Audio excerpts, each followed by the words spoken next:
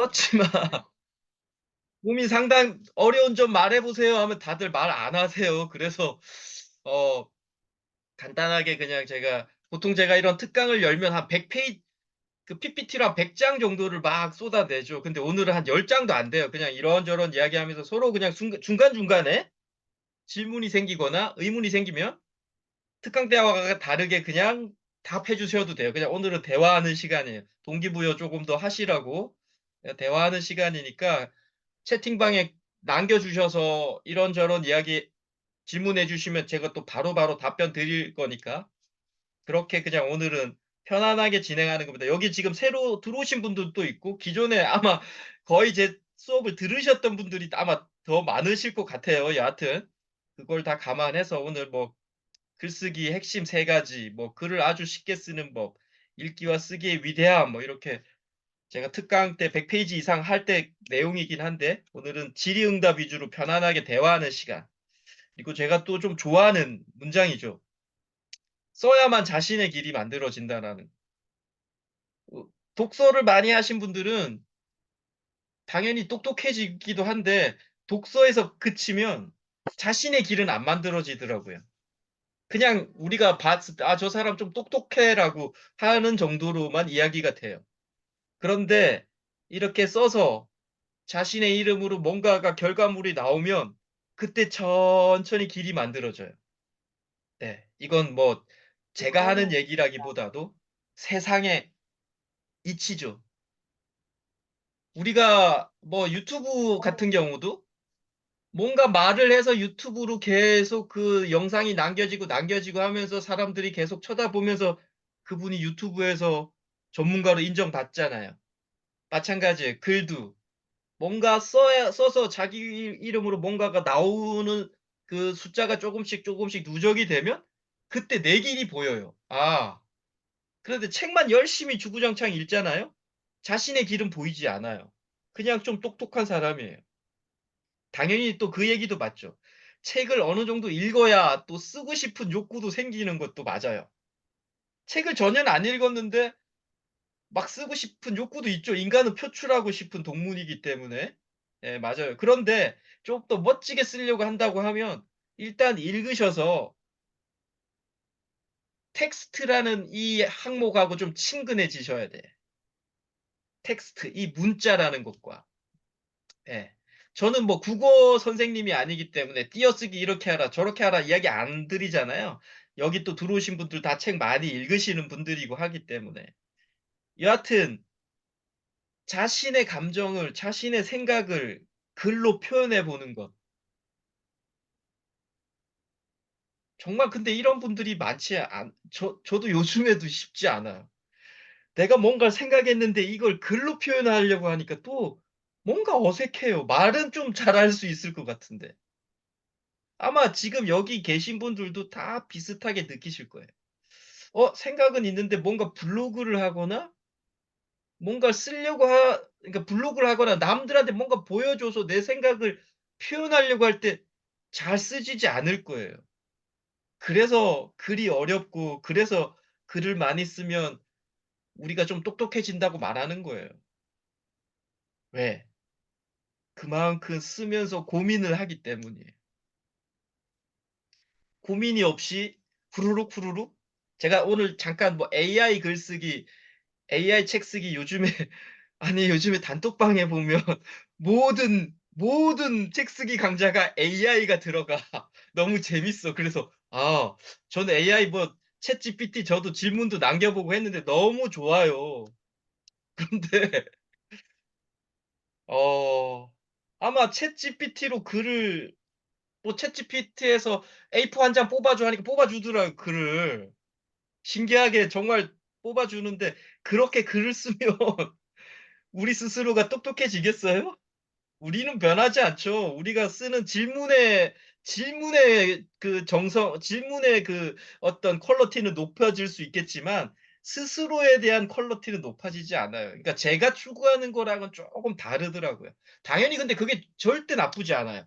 글을 쓰시겠다고 하시는 분들이 AI 챗GPT로 질문 남겨서 자신이 원하는 글을 뽑아내서 거기서 좀 수정해서 또 책으로 전자책이든 뭐든 출간하시는 거 저는 완전 박수 쳐요. 당연히 박수 칠 일이에요. 그런데 그걸로만 해 가지고는 우리 스스로가 성장하는 데는 좀 한계가 보이더라. 그래서 제가 이 뭐라고 해야 되나 이 월드에서 좀 환영받지 못한다는 얘기를 가끔씩 듣죠. 그런 것도 좀 추가시켜서 좀 쉽게 쉽게 뭔가를 성취하는 그런 거를 만들어 내야 되지 않냐라고 하는데 그냥 제 성향이 안 맞아요 그건. 저는 기본적으로 뭐 독서 모임 것 같은 거 할 때도 같은 책으로 하기가 싫어요. 제가 그냥 단지 제가 뭐 그 뭐 몇 더 얼마 벌겠다고 하면 제가 같은 책으로 하면 더 좋은데 저는 그렇게 못 하겠더라고요. 그냥 저도 새롭게 읽고 독서 모임 하시는 분도 새롭게 읽으면서 제가 성장해야만이 제가 뭔가 과정이 운용하는 게 제가 좋더라고요. 예. 그래서 제가 오늘 뭐 서두가 길었고 이런 얘기합니다 오늘 그냥. 그래서 그냥 질문 있으시면 지피로 남겨 주시거나 바로 말씀해 주셔도 되고요. 그래서 확실히 어 "써야 길이 만들어진다." 이거는 너무나 명료한 자명한 이야기고요.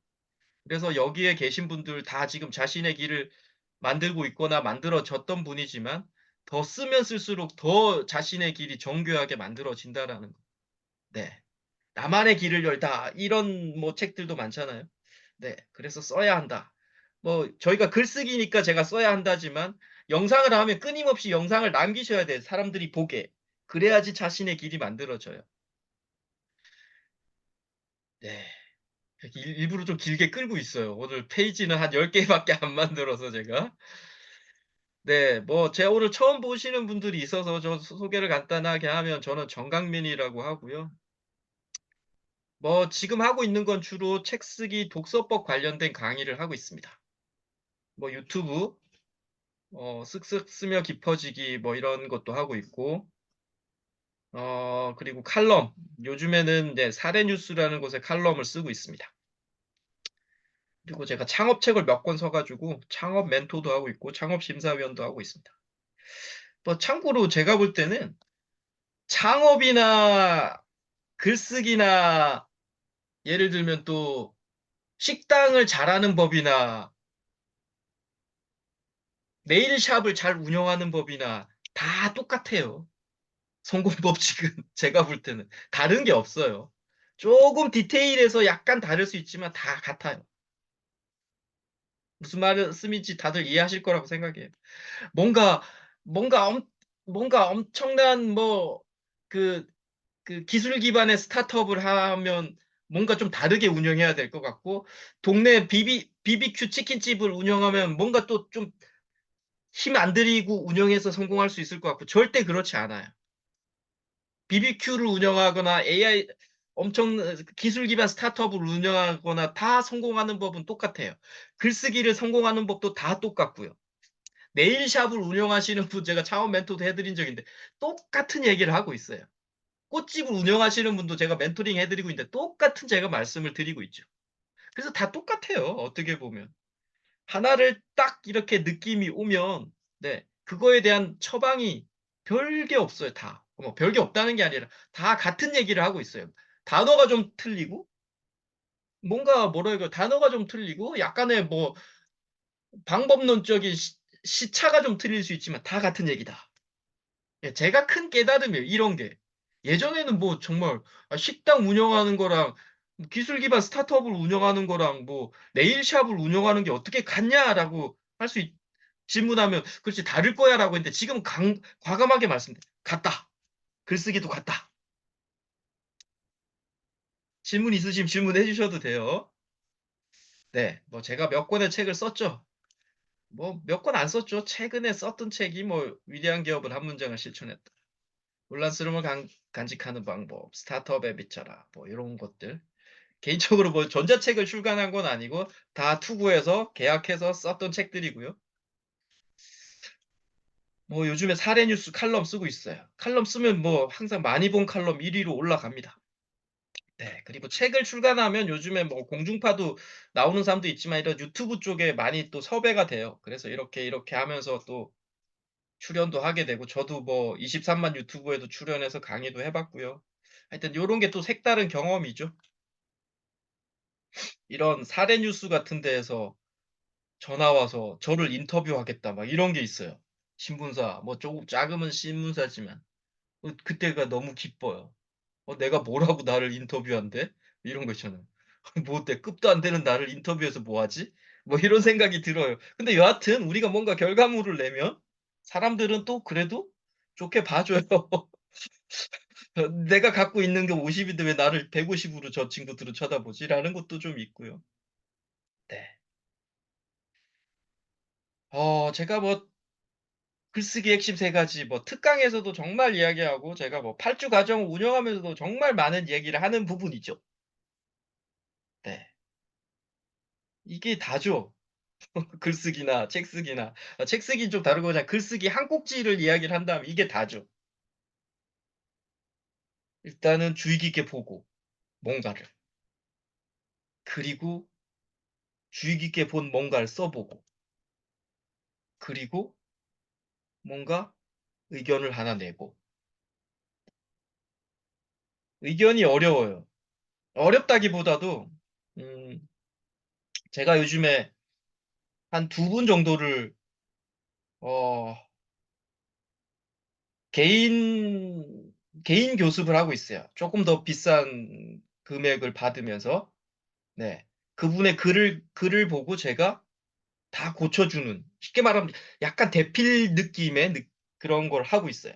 그런데 그분들의 특징, 그분들 중에 한 분은 박사, 한 분은 네 어디 높은 회사의 어떤 높은 사장님, 회장님 뭐 이런 분이신데 1 번, 2 번은 나름대로 그래도 쪼금 할 수 있더라고 하시더라고. 1 번, 2 번은. 그런데 그분들도 의견은 내긴 하죠. 제 수업도 다 들으셨던 분이니까. 그런데 제가 개인 멘토링을 하면서 그 글을 제 의견으로 딱 고쳐주면 딱 반응이 이렇게 와요. 약간 자존심도 상하나 봐요. 제가 연배도 그분들보다 좀 더 어리고 한데 "어떻게 이런 의견을 낼 수 있냐."라고 하시더라고요. "이게 너무 다르다." 쉽게 말하면 "글이 확 산다." 그게 의견에서 갈리죠 보통. 그런데 우리가 글을 쓸 때는 처음에 하실 분들은 제가 수업에서도 계속 말씀을 드리지만 의견은 어떻게 되어야 되냐면 책도 많이 읽고 정말 자기 생각이 좀 있어야만 의견이 좀 나와요. 그럼 의견이 없는 사람은 어떻게 해야 되느냐? 그래서 많이 읽고 다른 분들의 글의 의견을 내가 글을 보면서 채용해서 내 원고에 옮겨 넣어야 돼요. 그게 의견이에요. 그래서 많이 읽으셔야 되지 글을. 생각도 많이 하시고. 예. 그래서 저는 수업 때 그렇게 말씀 많이 드렸죠. "의견은 지금 고민하지 마라." 왜? 지금 더 중요한 거는 처음 쓰시거나 중급 정도로 쓰시는 분들은 관찰하고 쓰기가 더 중요해요. 우리가 그냥 블로그 하나를 쓴다고 그냥 가정해 볼게요. 여기 블로그는 다 하실 거라고 보고 블로그를 하나 하신다고 보면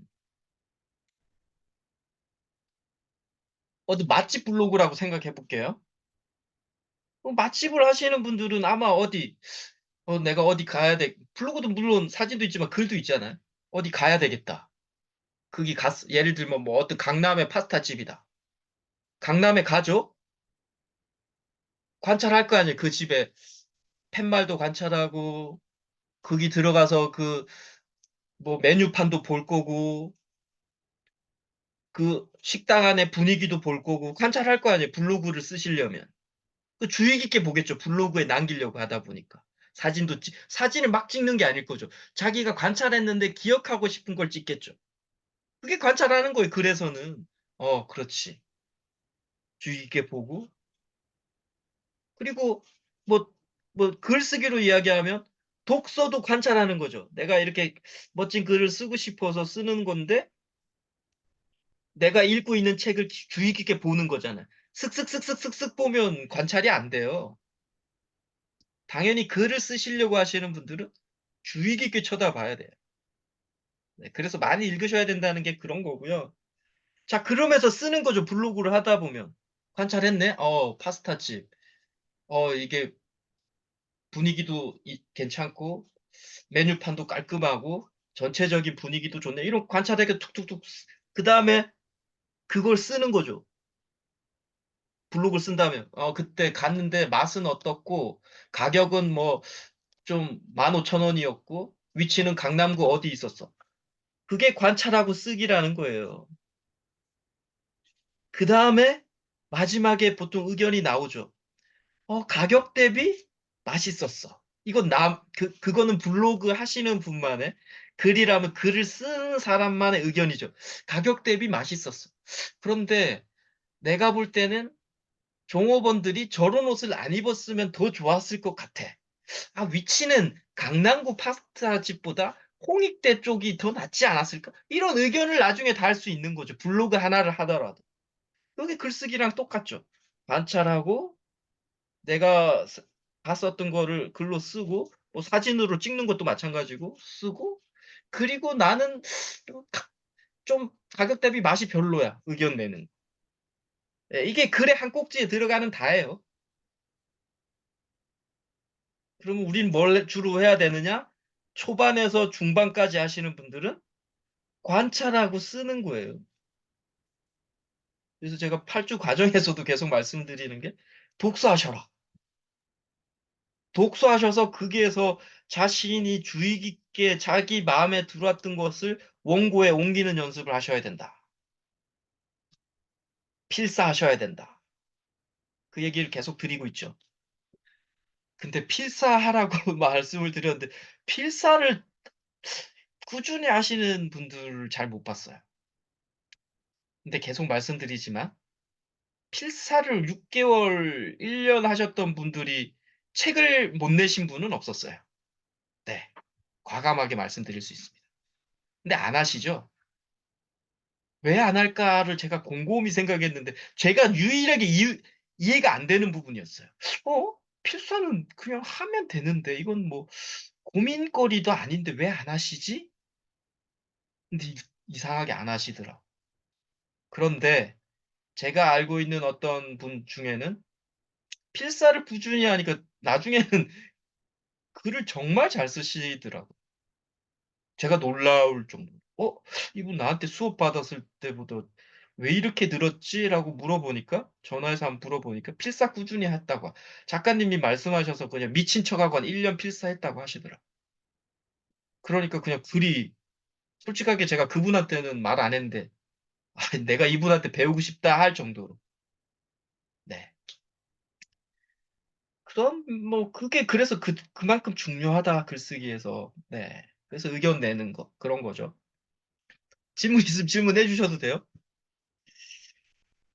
네, 질문해 주세요. 김경순 선생님. 네,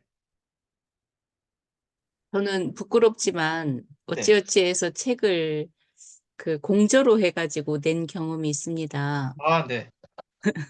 그런데 그 필사를 예를 들어 6개월, 1년 한다 하면 그 어느 정도의 그 뭐 예를 들면 A4 용지 내지는 저기 원고지 어느 정도 뭐 예를 들어 1시간 아니면 30분 이거 어느 정도를 해야 될까요? 그게 각자 다 다르겠지만, 그냥 무조건 하루에 1시간은 필사한다. 이런 목표도 좋을 것 같고요. 그리고 그냥 제가 계속 말씀을 드렸던 시간 날 때마다 잠깐 잠깐 5줄이라도 한다.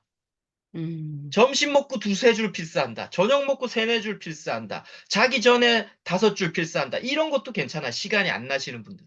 5분 음, 남으면 5분 책 읽는 것도 좋고요. 그 자기가 선택하는 거지만 5분 동안 나는 4줄 필사해야지. 5분 4줄 필사할 수 있잖아요. 그죠? 그런 목표도 괜찮다라는 거예요. 네. 그다음에요. 네. 네. 말씀하세요. 오늘 편안하게 이야기하는 시간이니까. 어느 날은 네. 계속 이 마음에서 막 그런 시심 같은 거, 그 어떤 글 내용들이 막 이렇게 떠오를 때가 되게 많아요. 그런데 그걸 그 자리에서 적을 수가 없는 상황이고, 그렇다 해서 뭐 이렇게 말로 녹음할 수도 없는 거고. 왜요? 녹음할 수 있는 상황도 아니에요? 아니, 물론 전화기에다 대고 뭐 하면 되겠죠. 음. 그런데 그렇게 전화기에 대고 막 이렇게 말을 이렇게 한 그런 게 없다 보니까 음. 그럴 때 그런 시심이 생긴다거나 음. 글 내용들의 어떤 그 뭐라 그럴까 어떤 내용을 이렇게 끌어가고 싶은 물론 제가 네. 경험한 이야기들을 음. 이렇게 수필 형식으로 끌어가고 싶은 게 있을 때 네. 어떻게 그걸 잘 저장하는지 그런 것도 궁금합니다. 지금 또 답을 해 주셨는데 저는 무조건 핸드폰에 녹음기 켜서 말을 합니다. 음. 말도 안 되는 얘기. 뭐 시심은 떠올랐는데 말을 하다 보면 말도 안 돼요. 근데 일단 녹음을 해 놔요. 음. 지금도 이 안에는 엄청난 녹음량이 있어요. 중간 한 뭐 10 초, 15 초짜리도 엄청나게 많아요. 지금 우리 김경준 선생님이 느낀 것처럼 저도 글을 막 쓰다 보면 막 떠오르거든요, 가끔씩. 그러면 막 핸드폰 없을 때 어쨌나 싶을 정도로 핸드폰 바로 녹음기 기능 켜 가지고 그래서 이렇게 해서 뭐 이런 거 막 적어 녹음해 놔요. 그리고 집에 음. 와서 녹음기 켜서 몇 줄 녹음기 그대로 치다 보면 한 4-5 줄, 3-4 줄밖에 안 되거든요. 근데 그때 녹음했었던 그 내용 말도 안 되는 내용이지만 지금 정리를 하다 보면 좀 정리가 되죠. 글로 네. 정리하다 보면. 네. 너무나 좋은 문명의 이기예요. 제가 볼 때 이 녹음 기능은. 네. 활용하시면 됩니다. 그래서 저는 네. 저는 되게 자연을 좋아해서요. 네. 도시에 살지만 시간만 나면 이렇게 텃밭을 좀 이렇게 빌려 가지고 쓰고 있는데 그게 이제 저의 힐링하는 시간이기도 한데 새벽에 일찍 가거든요. 이렇게 어둠만 거치면.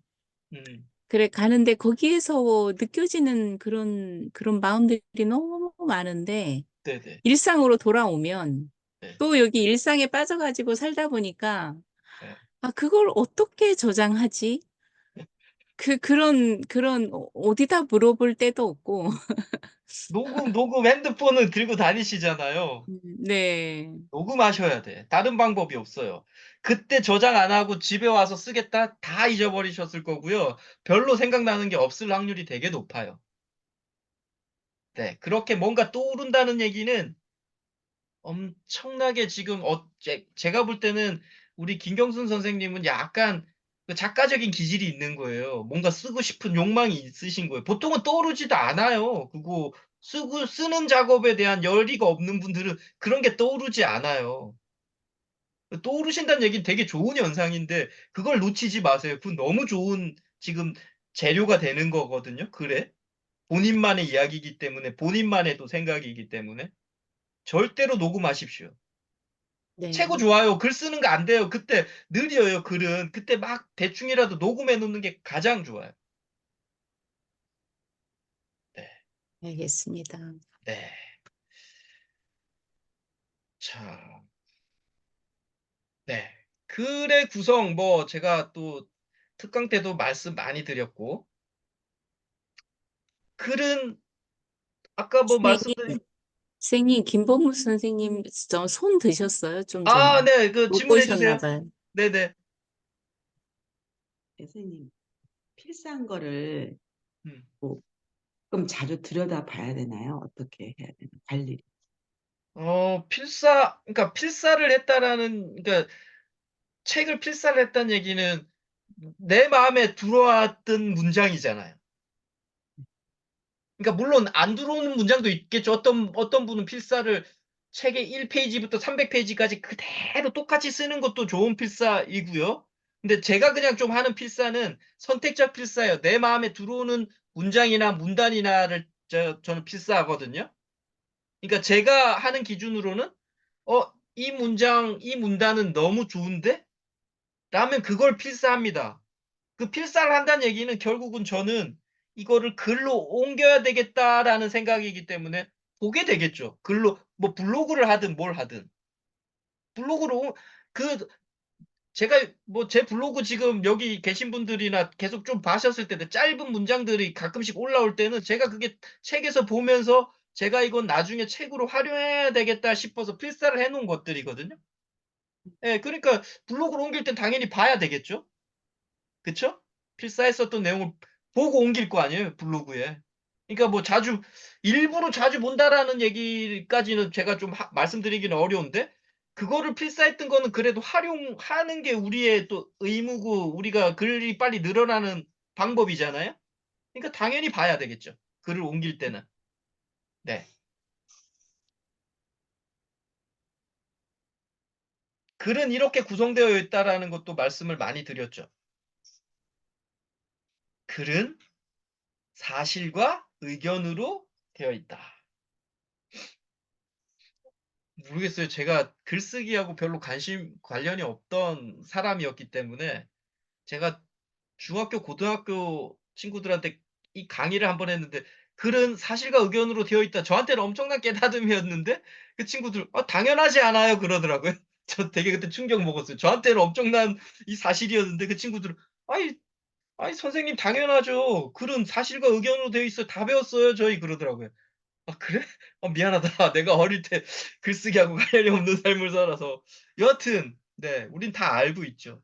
글은 사실과 의견으로 되어 있어요. 이 두 개만 이루어지면 글의 한 꼭지가 해결이 되죠. 모든 글이 다 이렇게 돼 있어요. 어떤 책이든. 아시죠? 다 아시고 있으신 거예요.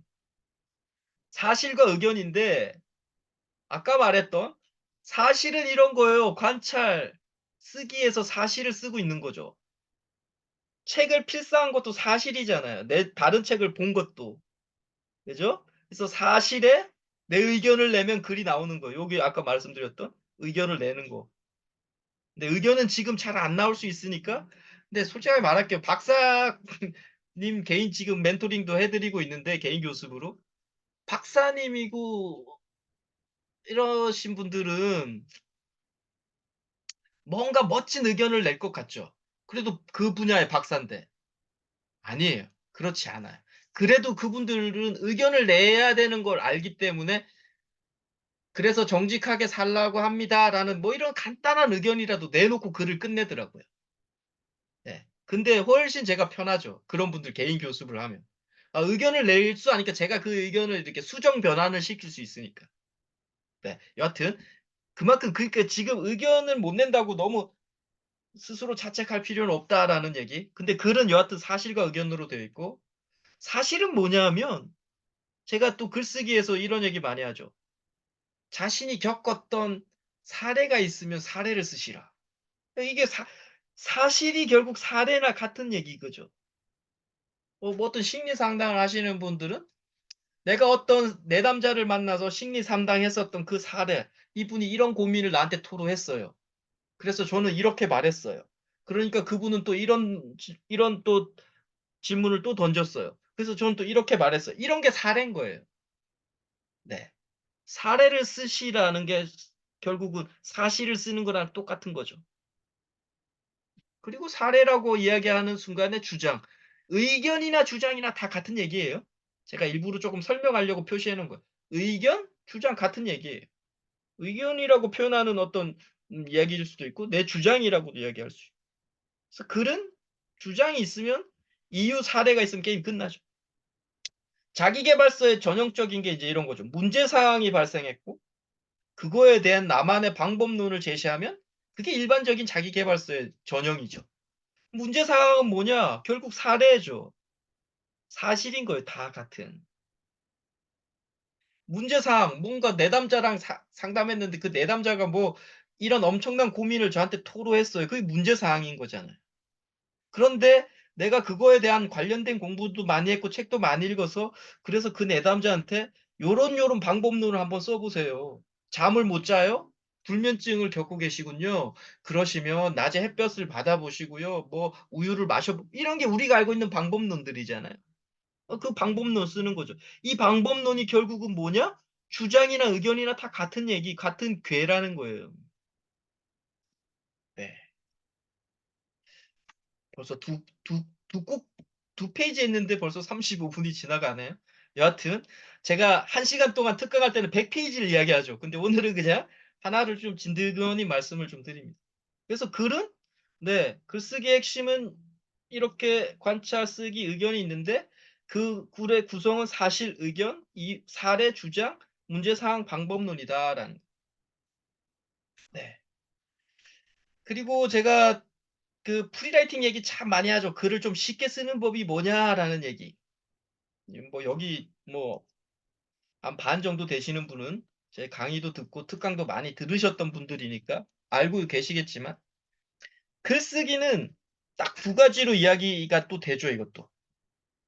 창조하는 것, 뭔가 만들어내는 것과 비판하기가 적절하게 조합이 되면 글이 조금 멋진 글이 완성될 확률이 높죠.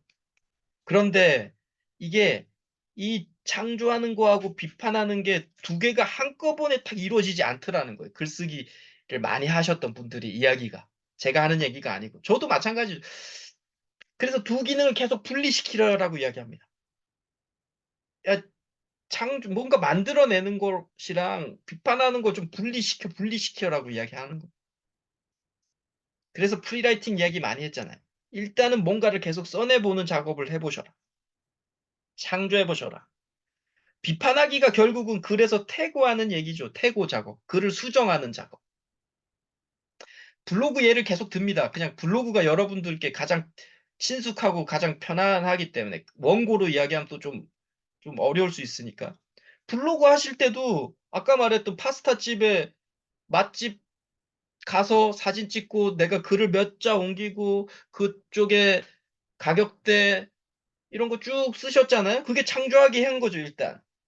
근데 그렇게 바로 포스팅을 발행을 하시는 분도 계시지만 보통은 좀 고치지 않나요? 한 시간이나 이틀이나 하루나 정도 지나서 안 하신다고 하면 지금부터는 그렇게 하셔야 돼. 글을 쓰시겠다면.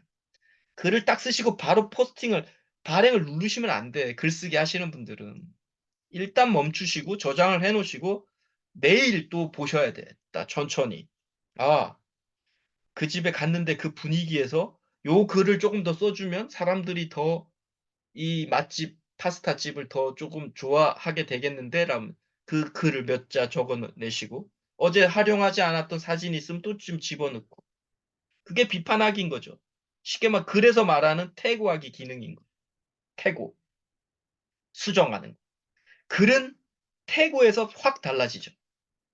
초고 쓰는 거는 제가 볼 때는 뭐 우리나라 원탑 작가도 다 뭐 처음에 다 초고는 허접잖아요. 근데 그분들이 잘하는 건 딱 하나가 있죠. 워낙 방대한 자료를 머릿속에 많이 갖고 있기 때문에 풍부하다는 거는 분명히 다른 작가들하고 다른 거예요. 그분들은. 그거 빼고는 초고는 다 허탈하고요. 근데 그분들은 수정하는 과정을 정말 끊임없이 고민하죠. 제가 이제 이렇게 처음 하시는 분들 가르쳐 보면 수정하는 작업을 못 하시더라고요. 못하는 게 아니라 하기 싫은가 봐요. 예, 당연히 하기 싫죠. 당연히 한번 쫙 쓰면 멋진 글로 쫙 나오면 좋겠지만 그런 글은 없다라는 거 과감하게 말씀을 드립니다. 그래서 지금은 계속 써내서 뭔가 만들어내는 뭔가 그냥 거칠지만 만들어내는 거에 포커싱을 두셔라. 네. 음, 잠깐만요. 네. 저는 이거 저는 좀 어, 난독증이 있어요. 저는 뭐 저를 아시는 분은 다 아실 거예요. 전 난독증이 있어서 글을 빨리 읽지를 못해요. 저는. 근데 뭐 많은 속독책이나 많은 독서법 관련되어 있는 책들을 보면 끊임없이 빨리 보고 빨리 해석해서 빨리 하라고 이야기하죠. 그래서 한 시간에 책 한 권 읽는 법 이런 책들이 막 베스트셀이 되더라고요. 희한하게. 저는 책 한 권이 아무리 낭창하더라도 한 2, 3주가 걸려요. 그런데 지금은 뭐 감사할 정도는 아닌데 이게 너무 좋았다는 생각이 들어. 제가 다른 분들처럼 책을 2, 3일에 한 권씩 읽을 정도의 독서가였다면 저는 과감하게 말하면 지금의 제 의식 수준에 도착하지 못했어요. 그럼 뭐 모르시는 분 "정강민 네가 뭐 의식 수준이 높아." 예. 저는 유일하게 제가 강조하면서 내세울 수 있는 것, 제가 알려지지도 않았고 많이 그렇지만 그 어느 누구보다 의식 수준이 높아요 제가. 그게 제가 볼 때는 이 난독증 때문이에요. 느리게 읽을 수밖에 없는 이 물리적 환경 때문에 저는 쪼금씩 하루에 쉽게 말하면 한 페이지 정도 읽는 게 저한테는 가장 많이 하는 작업이에요. 근데 그 한 페이지를 고민하면서 읽을 수밖에 없죠. 왜? 어차피 빨리 읽을 수 없는 제 물리적 환경을 갖고 있으니까. 그래서 깊어졌어요 저는, 솔직하게 말씀을 드리면. 제가 아마 1시간에 책 한 권 읽고 막 하루에 책 한 권 읽고 했었으면 뭐 엄청 읽었을 거예요 읽기는. 근데 지금 같은 깊이는 없었을 거다. 그래서 제가 참 어리버리했어요. 제가 뭐 정말 봐도 뭐 제가 일부러 뭐 샤프했는데 의리부리하다 이 얘기를 하는 게 아니라 정말로 그랬어요. 뭔가 말귀도 잘 못 알아들었었고요. 뭔가 누가 이야기하면 뭐 뭐지?' 막 이런 생각도 많이 했어요. 근데 이런 시기를 좀 거치면서 제가 안목이 확실히 생겼고요. 세상의 결도 좀 보였고, 뭔가 이런 조그마한 뭔가 정의할 수 있는, 그러니까 어떤 사항에 대해서도 제 의견을 좀 말할 수 있게 됐어요.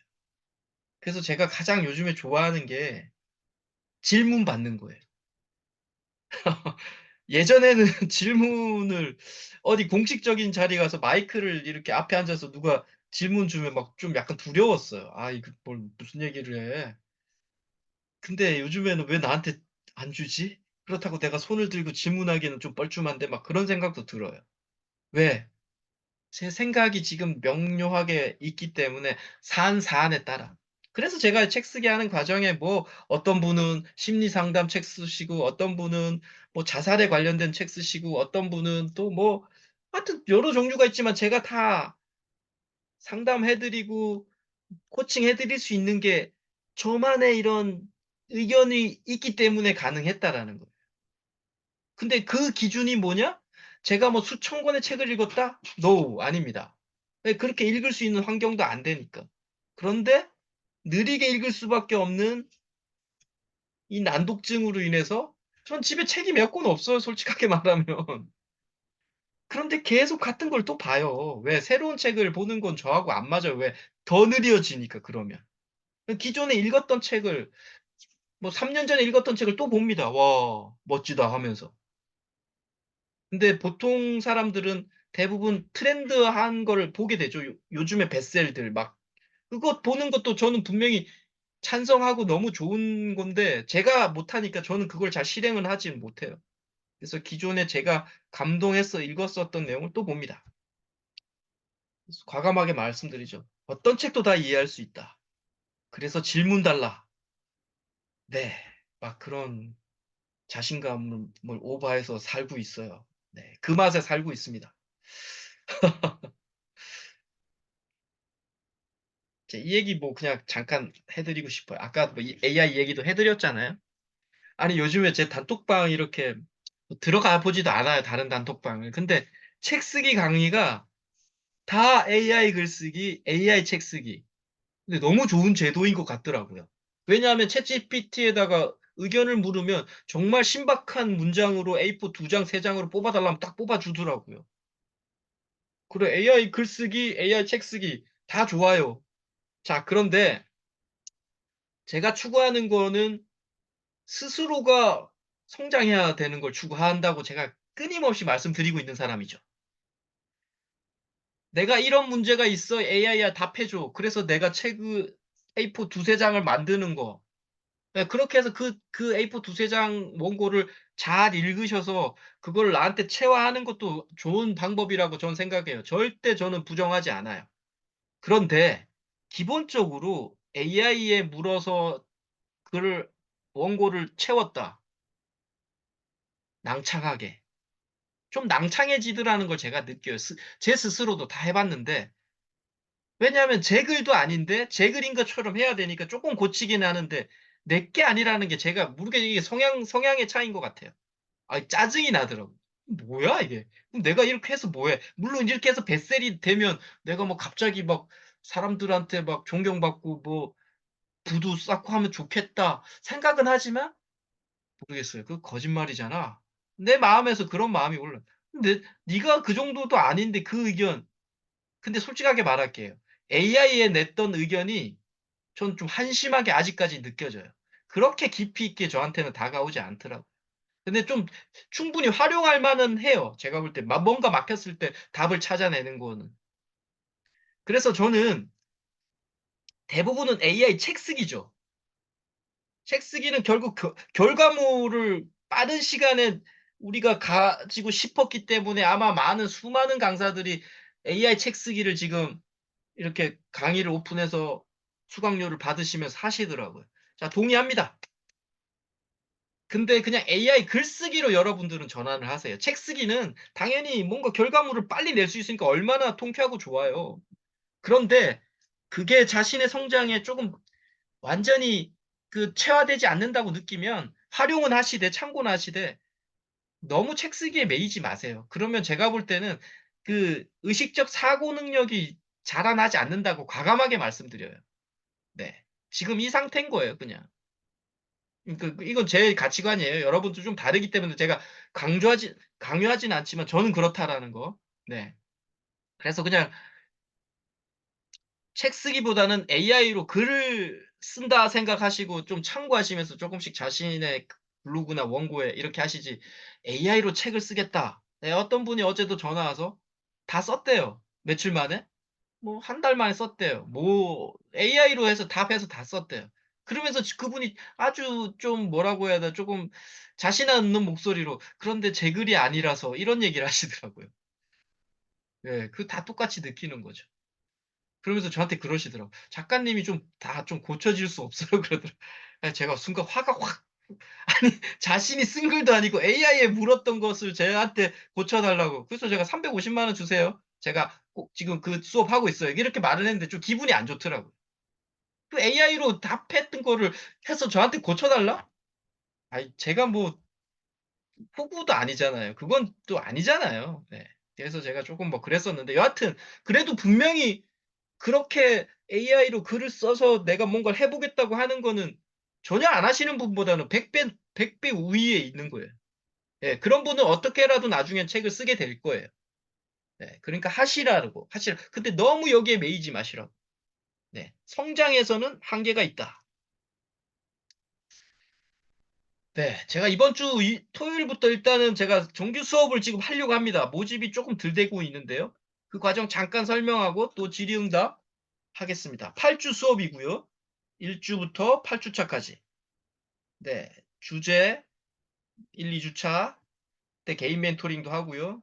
3주차 목차, 4주차 서문, 5주차, 6주차 본문 쓰기, 7주차 출강 기획서, 8주차 투고 뭐 이런 식으로 해서 3월 2일 이번 주 토요일 날 8시에서 시작해서 1시간 30분 수업을 합니다.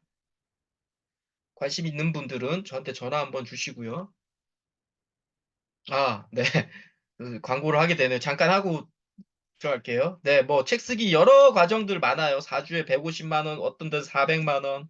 제 책 쓰기 수업 받은 분 중에는 가장 비싸게 들었던 분은 2천만 원짜리까지 들으신 분도 있더라고요. 또 500 몇만 원 주고 들으신 분도 있고. 저도 8주 예전에 120만 원 받았는데요. 8주 과정에 제가 개인별 줌 미팅 2번 하고요. 영원히 무료 재수강 합니다. 네. 그래서 재수강 하시는 분들이 많죠. 네, 재수강 뭐 그리고 제가 지난 기수부터 강의 영상도 그냥 1주차부터 계속 제공을 하죠. 네. 그리고 투구하는 출강 계획서도 멘토링을 하고요. 근데 그냥 제가 지금 현재는 60만 원의 수강료를 받고 수업을 하고 있습니다. 참고하시고요. 말씀드린 것처럼 제 강의 종류는 이렇게 한 5가지인데 5가지 다 안 하고 있네요. 현재는 지금 방금 말씀드렸던 8주 강의 멘토링 2회 60만 원 요거 하고 있고요. 그리고 개인적으로 지금 2분을 요구를 하고 있어요. 심화 개인 교습이라고 해서 한 뭐 계속 만나는 거죠. 15번이라고 하지 않고 그냥 거의 대필 수준으로 바꿔주는 거예요. 그분의 글을 주시면 제가 그래서 한 30꼭지 정도 해서 집합 강의 당연히 무료로 하고 350만 원 딱 정해져 있는 거 아니고 그 글의 원고의 수준에 따라 그리고 그 원고의 완성도에 따라 제가 조금씩 이야기하면서 이 가격은 조금 변하고요. 그렇게 하고 있습니다. 그리고 전자책 출간하는 법 강의 안 하고 있어요. 어떤 분이 좀 하시라고 하셔서. 근데 지금 안 하고 있고요. 아마 다음 달에는 요거는 하려고 해요. 강의 잘하는 법. 독자에게 울림을 전달하는 강의법 전수하는 것. 개인적 이야기를 감동적인 이야기로 좀 변환시켜서 PPT로 만들어주는 것. 뭐 10만 원 했는데 어떻게 될지 모르겠고 여하튼 요걸 좀 하고 싶더라고요. 강의를 좀 들어보면 좀 답답한 느낌이 많이 들었어요. 아, 저렇게 하시면 좀 독자들한테, 청중들한테 조금 약한데라는 거. 근데 제가 이제 그 스토리를 좀 알거든요. 어떻게 해야지 울림을 주는 강의를, 그래서 PPT도 좀 만들어 드릴 예정으로 하고 있습니다. 여하튼 이런 게 있고요. 아, 네. 감사합니다. 오늘 뭐 제가 이런저런 이야기를 하려고 했는데 결국은 김경순 선생님만 초반에 질문 좀 주셨고 질문을 안 주셨는데 네, 질문 있으시면 네, 또 질문해 주시면 제가 또 편안하게 이야기하는 시간으로 네, 답해 드리겠습니다. 이게 지난번에 했던 데서 질문 주셨던 질문들인데요. 이 질문 아니더라도 우리 선생님들 스스로 질문이 있으시면 질문 주시면 제가 또 답해 드리겠습니다. 네. 다 그 음소거 푸셔도 될 것 같아요. 네.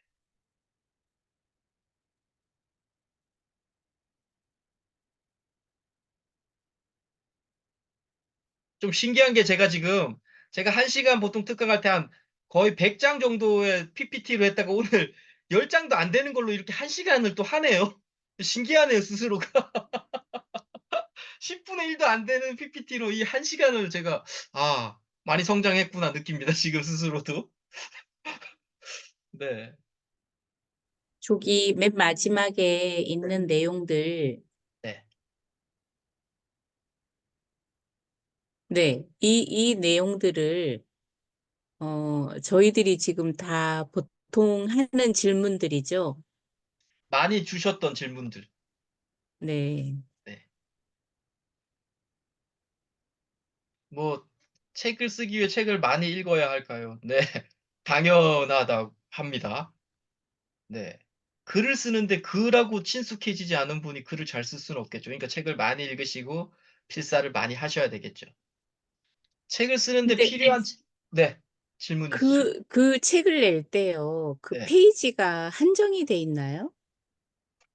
그렇지 않아요? 보통 뭐 책은 뭐 250페이지에서 300페이지 정도라고 보시면 되고 A4로 한 100장 정도 쓰시면 일단은 기본적인 분량은 되신다라고 보시면 돼요. A4로.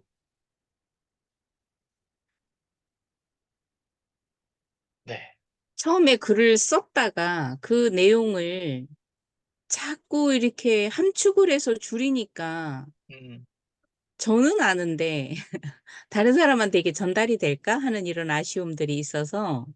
페이지를 한정이 돼 있나 이런 생각이 들어서요. 아니요. 글을 줄이면 줄일수록 글은 좋아지고요. 잘하고 계신 거예요. 좋은 글은 A4, 예를 들면 A4 10장을 A4 2장으로 줄이게 되면 글은 훨씬 좋아져요. 네. 풍부해지죠. 네. 줄이기가 쉽지가 않습니다. 절대로. 왜냐하면 지금 고민하셨던 부분, 이거 빠지면 독자들이 잘 이해를 못할 것 같은데 상황을? 이런 생각이 들기 때문에 계속 고민을 하게 되죠. 그러면서 5줄 되어 있는 것을 2문장으로 2줄로 줄이려면 5문장에서 필요 없었던 것, 중복됐던 걸 빼고 그래도 전달 내용을 전달해야 한다라는 그런 의식으로 쳐다보면 볼수록 네, 생각도 우리 머리도 똑똑해지고 글도 명료해지죠. 네. 멀었습니다. 네. 뭐 다 비슷해요. 뭐 제가 이런 말 한다고 해서 제가 뭐 퍼펙트 할까요? 그렇지 않고요. 다 똑같고요. 네. 그래서 글이나 우리가 뭔가 이런 약간 창조적인 행위에서는 자신이 죽기 한 달 전까지가 가장 완성도가 높은 단계예요. 이렇게 계속 성장하는 과정의 마지막 단계. 책을 쓰는데 필요한 자질은 뭔가요? 라는 질문도 또 어떤 분이 또 자주 주는데요. 뭐 자질이라고 저는 뭐 끈기 이렇게 말씀드릴 수 있지만, 좀 그냥 앞으로 글을 잘 써야 되고 말을 잘해야 되는 거는 아마 돌아가시기 직전까지 필요한 능력이에요, 이제는.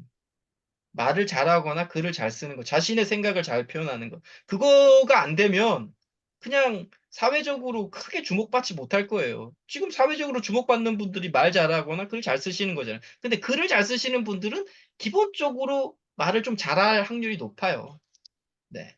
그러니까 자질은 끈기 뭐 이런 것도 맞는데 약간 의무감으로 하시는 것도 좋아요. 앞으로 평생 해야 하기 때문에. 요 한 세 달만 딱 하고 말 거야 이러면 안 와도 되지만 왜 평생 하셔야 돼. 이제 나이가 뭐 많이 드셔도 계속 자신을 표출해야 하는 뭔가 아까도 말했듯이 그 엊그제 상담하셨던 분인데 필라테스 하셨던 분이에요. 예를 들면 그분은 글을 안 쓸까요? 그분은 저한테 그러셨어요. 작가님 저는 뭐 필라테스 하니까 글하고는 관련이 없는데 그래도 책을 이제 내야 될 것 같아서 전화 드립니다. 근데 그분이 필라테스 하더라도 필라테스 그, 그 사무실 안에 문장 하나 적어 놓더라도 블로그에 필라테스 광고를 하나 하더라도 글로 표시해야 되는 거잖아요. 예, 그렇기 때문에 계속 하셔야 되는 거예요. 글을 계속 쓰셔야 되는 거예요. 저는 네. 그 그림을 엄청 많이 그려놨거든요. 오, 네. 그래서 그 그림 사진을 음, 찍어 올리고 그 옆에다가 음, 그거의 느낌을 내지는 그거를 그리게 된 계기랄까 이런 거를 음, 적고 싶기도 한데 네네. 그거는 이제 저만의 느낌이잖아요. 그런데 그 느낌을 그렇게 적어 올렸을 때 음. 타인들이 느끼는 것들과 이렇게 대조될 수도 있지 않습니까? 펜? 그래서 그렇게 하는 방법이 맞나? 그러니까 펜이라고 하셨어요? 타인. 네? 아, 타인. 네. 아, 네. 아니, 요즘에는 당연히 사진이 있으면 자신의 느낌을 적어 놓으신 거, 사진을 자신이 찍고 느낌을 적어 놓으신 거 정말 좋은 글의 소재가 될 거고요. 그런데 여기에서 제가 하나의 또 정말 멋진 키워드를 하나 드리면, 당연히 사진에 자신의 느낌을 적어 놓은 거 좋지만, 플러스 비슷한 사진, 유명한 사진이어도 좋을 수도 있고, 아니면 내가 썼던 이 비슷한 느낌을 다른 글에서 조금 또 인용하는 거. 그래서 그걸 채워 놓는다. 네, 그러면 멋진 꼭지가 될 확률이 많죠. 그냥 내가 찍은 사진에 내 느낌만 적어 놓으면 그냥 일기 느낌이지만, 내가 찍은 사진에 내 글인데, 내 느낌의 글인데, 이게 다른 책이나 다른 사진, 유명 작가의 사진이나 유명한 어떤 사람분의 글까지 인용해서 내 느낌을 집어넣었다. 그러면, 네, 출판사랑 계약하기도 확률이 확 높아지죠. 네, 네. 네. 실질적으로 글쓰기를 시작할 수 있는 방법을 듣고 싶다. 네. 책을 일단 읽으시고 필사를 하십시오. 그게 실질적인 방법의 시작입니다. 글을 잘 쓰고 싶어요. 사람들의 기억에 남는 책을 쓰는 비법을, 네. 제가 묻고 싶은 방법이죠, 저도.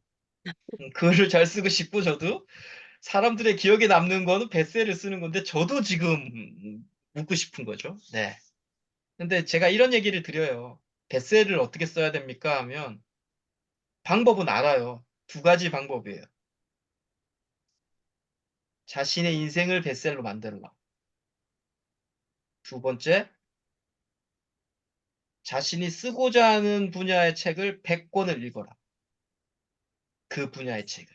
그러면 베셀이 될 확률이 많아요. 우리가 일반적으로 베셀이라고 하는 사람들, 사업을 성공하셨던 분, 자신의 인생을 베셀로 만들었잖아요. 노숙자로 지내다가 사업을 엄청나게 성공시켰어요. 그분 삶 자체가 베셀이잖아요. 그런 분들은 출판사에서 연락이 가죠. 대충 대필 작가 붙여줄 테니까 우리랑 책 냅시다. 왜? 삶이 베셀이기 때문에 베셀 될 확률이 많아요. 근데 여기 계신 분들이 그런 경험도 있으실 거예요. 정말 엄청 아픈 경험을 극복하셨다던가. 그 베스트셀러 확률이 높은 거예요. 근데 그렇지 않으면 자기가 쓰고 싶은 분야의 책을 100권을 수험서 읽듯이 읽으셔라. 그럼 베스트셀러 될 확률이 많다. 네, 제 책 쓰기 수업 완성할 때까지 당연히 도움을 주고요. 여러분들이 떠나지 않는데 제가 도망갈 때가 있나요? 그렇잖아요. 제 카페도 있고 다 있는데 글 올리는데 제가 쌩 깔기가 힘들잖아요. 당연히 끝까지 뭐 저를 도망가지 않으면 제가 옆에 붙어 있을 거고요. 종이책, 네, 기획 출간하고 싶다. 네, 그 제 책 쓰기 강좌가 종이책 기획 출간하는 최고의 높은 난이도를 가지고 지금 수업을 하죠. 그러니까 이 수업을 들으셨던 분들은 전자책이나 공저책 쓰는 거는 조금 쉽게 하시더라고요. 엊그제 했던 분은 수업을 들었는데 13권을 벌써 쓰셨더라고요, 책을. 종이책을, 전자책을. 되게 놀랐어요.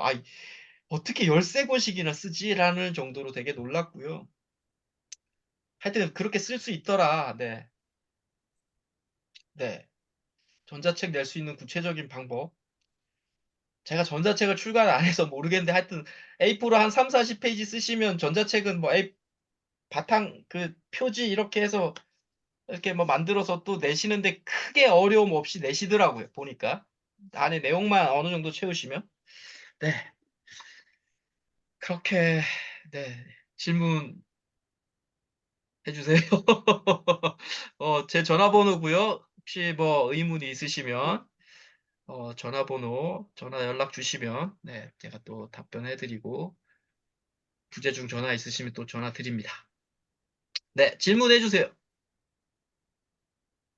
역시 질문이 많이 없어.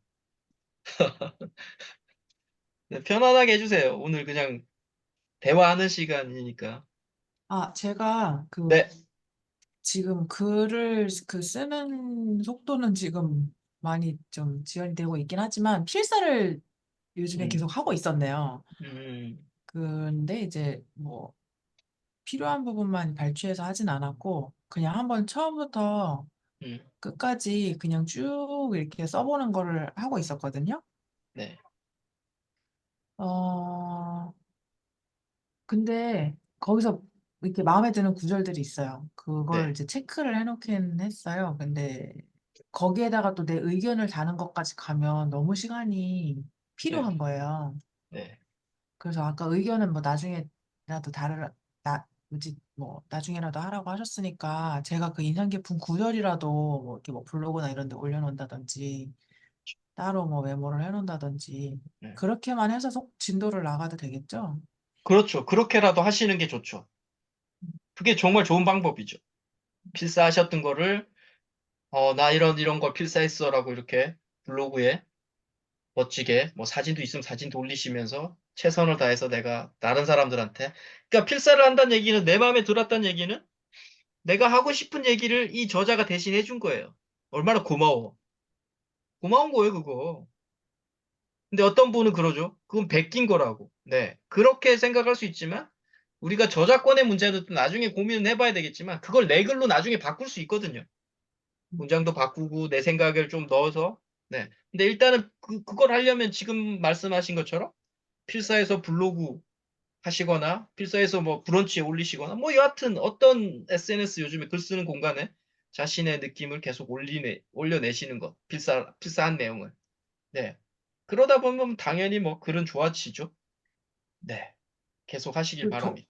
저도 음, 뭐 이게 뭐 난독증인지 뭔지 모르겠는데 저도 책 읽는 게 좀 되게 힘든 사람이긴 하거든요. 책을 많이 읽거든 직업을 가지고 음, 있음에도 불구하고. 네. 그래서 저도 이제 막 뭐 글이든 뭐 책이든 어쨌든 뭐 읽거나 써야 되니까 이렇게 그래서 처음부터 끝까지 그냥 거르지 않고 예, 발췌 따로 하지 않고 쭉 그냥 써보는 걸 해봤어요. 네. 근데 오히려 글 되게 꼼꼼하게 좀 잘 읽히는 것 같고 음, 중간에 읽으면서도 딴 생각할 때가 있거든요. 그렇죠. 딴 데 갔다 오는 경우가 있어요. 그래서 그렇죠. 그렇죠. 글이랑 분명히 글을 옮겨 적고 있고 이만큼이나 썼는데 제가 음, 뭘 읽었는지 모를 때가 있어요. 그렇죠. 예, 그런 걸 또 이제 느끼면서 이제 다시 한번 뭐 돌아가서 이렇게 가본다든지 그래서 되게 속도가 느리긴 하지만 네. 그렇게 하다 보니까 책의 구성이나 이런 것도 좀 보이고 이 그렇죠. 필자가 좀 네. 어떤 방식으로 쓰고 싶어 하는지 그런 방식들도 좀 보이는 것 같고 네. 되게 비효율적인 것 같으면서도 네. 이게 진도가 일단 눈에 보여지는 게 느리니까 뭐 저는 뭐 나쁘지는 않은 것 같은데 뭐 네. 이렇게 그냥 뭐 꾸준히 해도 되는 건지 그렇게 하면 지금 너무 잘하고 계신 거예요. 네. 글을 음, 손에 놓지 않고, 책을 손에 놓지 않고, 계속 써보고, 그거보다 더 좋은 방법이 없어요. 음, 잘하고 계신 거예요. 음. 네. 비효율적이다? 네. 뭐예요? 그 글은 말씀은 비효율적인 거예요. 사진 보고 글은 효율적일 수 없어요. 네. 글의 음, 효율적인 게 AI를 활용하는 챗GPT 활용한 글쓰기예요. 되게 효율적이죠. 질문 그러면 하나 내면 A4 2장 딱 만들어내는 거 얼마나 좋아. 나도 좋더라고요. 근데 아까 말씀드린 그 방법이라도 하시는 분은 그래도 어떻게라도 글을 계속 쓰겠다는 그 욕망이 있는 거니까 저는 그 박수를 쳐줘요. 근데 그게 너무 매몰되면 그냥 조금 성장은 더디죠. 그래서 제가 계속 말씀드리는 거예요. 좀 더디고 힘들고 고단한 길로 가라고요. 그러니까 이러니까 장사가 안 되는데 제가 여하튼 그렇게 해야 성장하고 지적 유의를 느껴요. 그냥 진짜 그분 말씀대로 2주 만에 책 100페이지를 뽑아냈다니까 얼마나 신기해 내가 봐도. 챗GPT 질문하면 쭉 뽑아내니까 제가 볼 때 그분 읽지도 않았을 거야. 100페이지 뽑아내고 나서. 아마 저는 확신해요. 그렇게 뽑은 거 읽지도 않아요. 자기 글도 아닌데. 근데 당연히 그분은 또 그런 용도가 있더라고요. 왜냐하면 음, 책을 냈다라는 게 표현이 되어야만 자신이 사업을 하는데 또 좀 유리한 것도 있으니까. 예, 그래서 저는 찬성은 하는데 제가 추구하는 글쓰기나 책쓰기는 좀 성장하셔야 된다. 예, 왜? 제가 다른 건 내세울 수 없지만 제가 너무 성장했기 때문에. 제가 어떤 얘기도 좀 막 다 의견도 낼 수 있을 정도가 됐기 때문에 제가 말씀을 드리는 거죠. 왜? 너무 좋으니까 이 상태가. 돈 못 벌고 이런 건 좀 불편하긴 한데 정말 똑똑해진 건 너무 좋거든요. 근데 앞으로 제가 뭐 기회는 더 많아질 거라는 걸 저는 알아요. 저를 만났던 사람들은 그래도 저 사람은 좀 다른데라는 걸 좀 많이 느끼시면서 저한테 개인적인 의견을 주시니까 제가 그래 잘난지도 몰랐는데 가끔씩 이렇게 이메일도 주시고 문자 주십니다. 그냥 그거 얼마나 좋아요. 근데 만약에 제가 챗GPT로만 책 썼다면 그런 전화를 나 문자를 받을까요? 안 그럴 거라는 거 저는 확신하죠. 뭔가 제가 꿰뚫는 뭔가 있으니까 그런 의견을 주시는 거고, 제 수업을 들었던 분은 계속 재수강을 하시는 걸 제가 알아요. 그냥 한 번 듣고 괜찮았어 하는 사람들 재수강 안 하잖아. 시간도 아까운데. 근데 재수강 할 수 있는 거는 그래도 정강민 작가 뭔가 또 얻을 게 있다라는 걸 알기 때문에 하는 거고, 제가 또 뭔가 도움을 드릴 게 있기 때문에 걸 아는 거. 그럼 제가 왜 그런 도움을 드릴 수 있느냐? 성장했기 때문이에요. 느리게 읽고 느리게 쓰고 이러면서 제 고민하고 내 인생 왜 그래 하면서 막 심란하게 고민하면서 제가 탁 성장하는 게 느꼈기 때문에 그걸 여러분들한테 강요하진 않지만 제가 제시할 수 있는 제안인 거예요. 그렇게 되실 수 있다. 여러분들도 저랑 한 2, 3년만 같이 읽고 느리게 읽고 조금씩이라도 쓰고 제 질문 받고 답해보려고 애쓰고 네.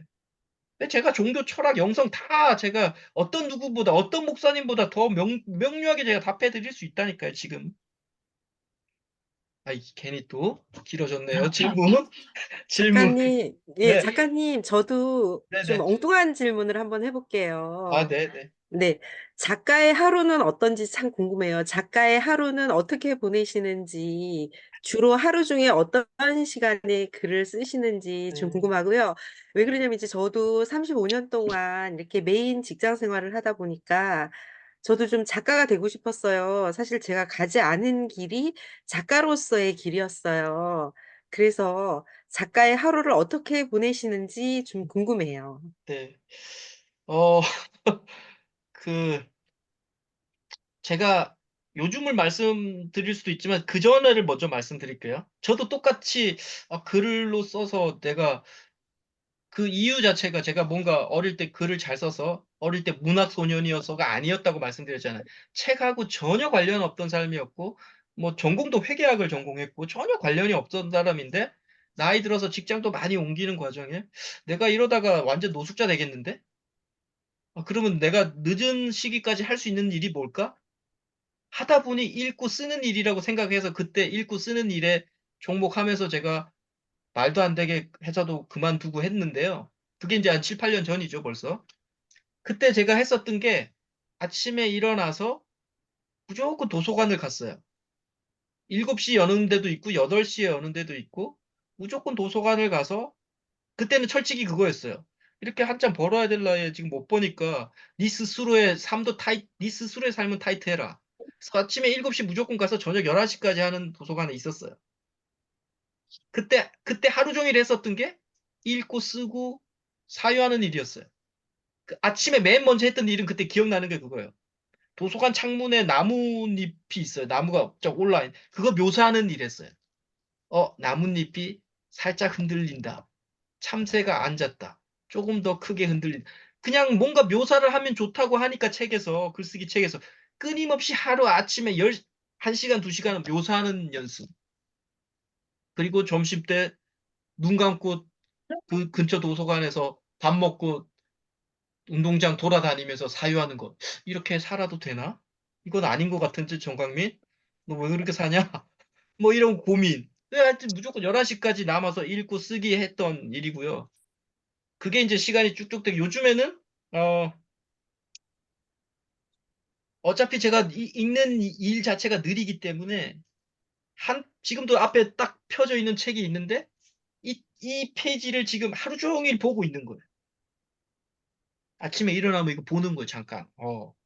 내가 이렇게 줄 꺼놓은 거 보는 거예요. 지금 어떤 게 있냐면 제가 뭐 오늘도 올렸는지 모르겠는데 어떠어떠한 방법으로 읽었다는 이야기 듣는 사람에게 도움이 된다. 뭐 제가 오늘 올린 것 같네요, 보니까. 몇 권 읽었는지가 중요하지 않다. 어떤 방법으로 읽었는지가 중요하다. 이 문장이 지금 제 눈앞에 계속 있어요. 하루 종일. 이거 읽는 거예요, 저는. 생각하는 거예요, 그냥. 그렇지. 근데 아닌 것도 있을 수 있잖아요. 어떤 뭐 영성책이나 이러면 목사님 수준이 떨어져. 스스로 막 질문도 하고 답변도 하면서 하면서 하고요. 그러니까 아침에 뭐 몇 시에 일어나고 이런 거 되게 뭐 자유롭게 일어나고요. 그냥 시간 날 때마다 읽고 시간 날 때마다 조금씩 쓰려고 하고 요즘에 좀 그런 게 많네. 좀 자책하는 시간이 많아요. 이게 시간이 좀 됐는데 왜 아직 유명해지지 않지? 이런 거. 왜 나는 아직 유명해지지 않았을까? 이런 거. 제 같이 공부했었던 분은 벌써 막 엄청난 베스트셀러 작가가 돼가지고 뭐 TV에도 나오고 막 나오는데 왜 그렇지? 막 이런 자책도 많이 하고요. 그런데 그분 말씀 들어보면 수준은 아직 못 미쳤구나. 수준 아직 멀었어. 막 이렇게 스스로 혼자 자기 만족하고 있고 그러고 있습니다. 네. 답변 되셨나요? 네. 채팅창에 또 네. 이강봉 선생님, 네. 작가님, 여러분이 떠나지 않는데 작가님의 무게가 짐작됩니다. 감사할 뿐입니다. 음소거가 여러분들이 저를 멀리하지 않으면 뭐 제가 어떻게 도망가겠어요. 제가 이 업을 완전 접고 카페도 취소시키고 전화번호 바꾸고 이러면 접을 수 있겠지만 그래도 조금씩 다 알려져 있는데 제가 어떻게 도망갈 수 없을 거예요. 작가로 산다는 것은 사람을 위해 자신을 아니에요. 희생하고 봉사하는 건 아니에요. 그렇게 생각하시면 이거는 이 작업 안 맞아요. 그냥 작가로 산다는 건 희생하고 봉사하는 이런 어떤 그 영성적인 거나 뭐 이런 느낌 아니고요. 그냥 내가 열심히 공부해서 세상의 이치나 세상의 원리를 사람들한테 알려주고 싶다. 이 정도 생각인 거지. 뭔가 희생하고 봉사 전혀. 그럼 오래 못 가요. 희생하고 봉사하겠다고 하면. 네, 저는 그렇게 생각해요. 안 선생님. 절대 그렇게 하지만 약간 이기적으로 내가 빨리 좀 성장해서 내가 아는 거 옆에 있는 사람한테 좀 알려줘야지. 이 생각이 더 나은 것 같아요, 저는. 네. 작가님, 저도 그럼, 질문 한 가지 있는데요. 네네. 네, 지금 질문이 두 가지가 있어요. 네네. 그 작가님이 이제 필사를 강조하셨는데, 네. 어떤 책을 네. 선택을 해서 음, 필사할지, 그게 참, 그, 그러니까 필사를 이제 보고 하는 건 할 수 있는데 네네. 책을, 책 선택에 책 그러니까 선정? 네. 내가 써야 될 방향하고 맞는 책을 선택을 해야 될 것인지 아니면은 진짜 그 뭐 고전 명절을 필사를 할 것인지 아니면은 뭐 인문학 책이나 뭐 철학 책 그런 거를 해야 될 것이 그런 것이 있고요. 또 한 네. 가지는 네. 그 제가 좀 관심이 있어서 그러는데 제가 그, 그 작가들의 그 꿈이잖아요. 베스트셀러 작가가. 네. 근데 요새 지금 자청이라는 사람이 지금 그 거시하고 있는데 음.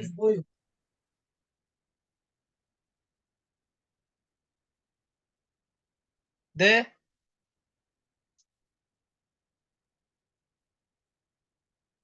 질문하시다가 질문하시다가 나가셨는데. 네.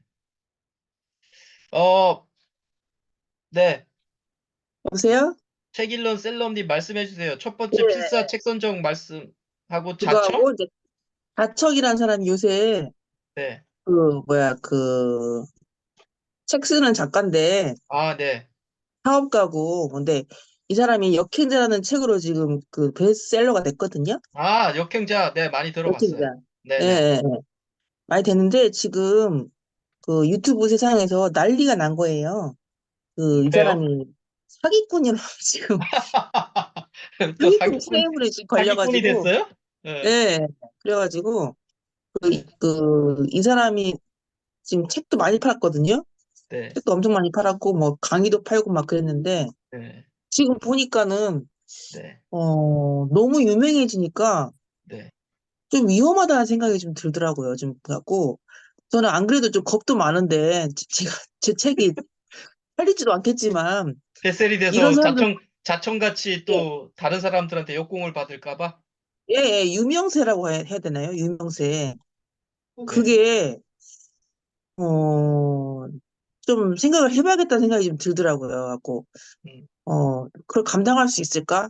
그 나중에 괜한 걱정이 있는데.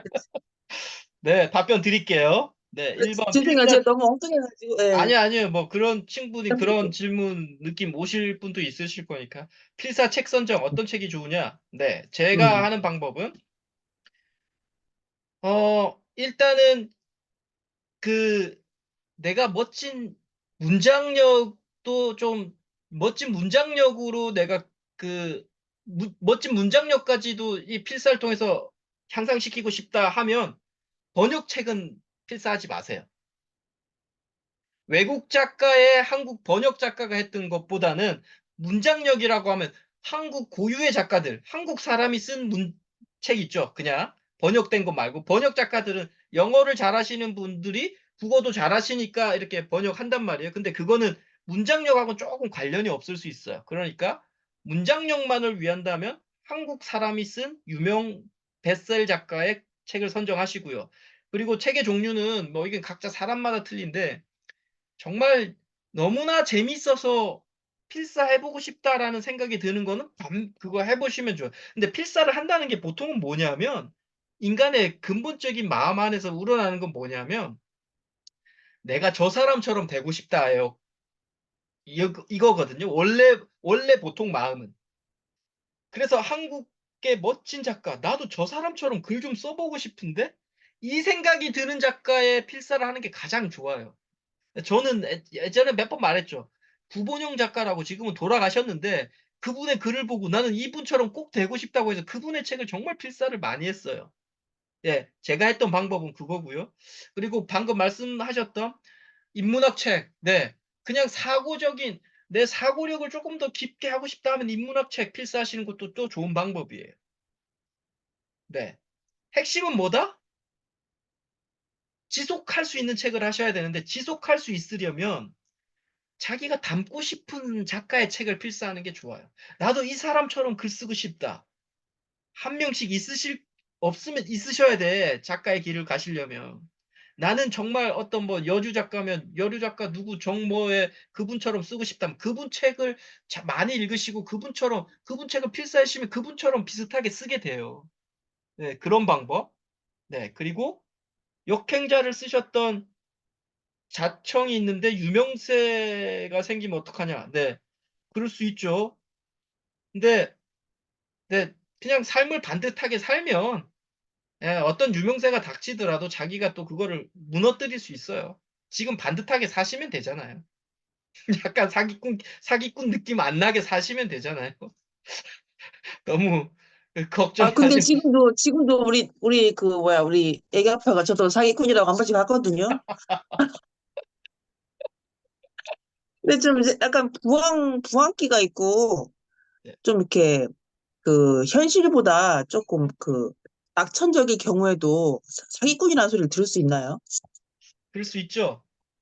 근데 내가 볼 예, 때는 낙천적인 것 때문에 사기꾼이라고 하는 게 아니라 우리가 사기꾼한테 속는 이유는 음, 네가 엄청나게 뭔가를 할 수 있다라는 거, 일반적인 사람들의 기준에서 뭔가 많은 걸 줄 수 있다라는 얘기가 나오면 사기꾼일 확률이 많잖아요.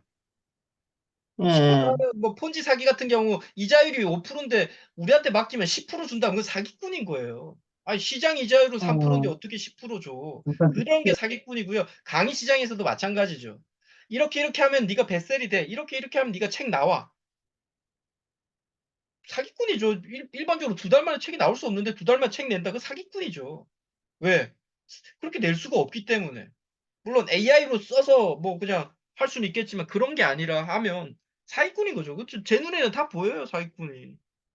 자청 잘 모르겠지만 사기꾼적인 유명세로 사기꾼적인 사람들의 어떤 공격을 받는다는 얘기라고 하면 이분도 분명히 뭔가 삶에 캥기는 게 있을 거예요. 그걸 사람들은 또 물고 늘어지거든요. 네, 그렇게 안 사는 게 우리의 목표죠. 네. 우리의 목표는 지금 반듯하게 잘 살면 되잖아요. 네, 너무 걱정하지 마시고 아마 우리 책 읽는 썰렘님 사기꾼이라는 소리 절대 안 들으실 거니까 지금처럼 열심히 글 쓰시고 읽으시면 될 것 같습니다. 네, 또 다른 질문 있으신 분, 한 분 정도, 2분 정도 하시고 종료하겠습니다. 뭐 안 하셨던 신동익 선생님, 유창옥 선생님 2분 정도 계시네요. 네.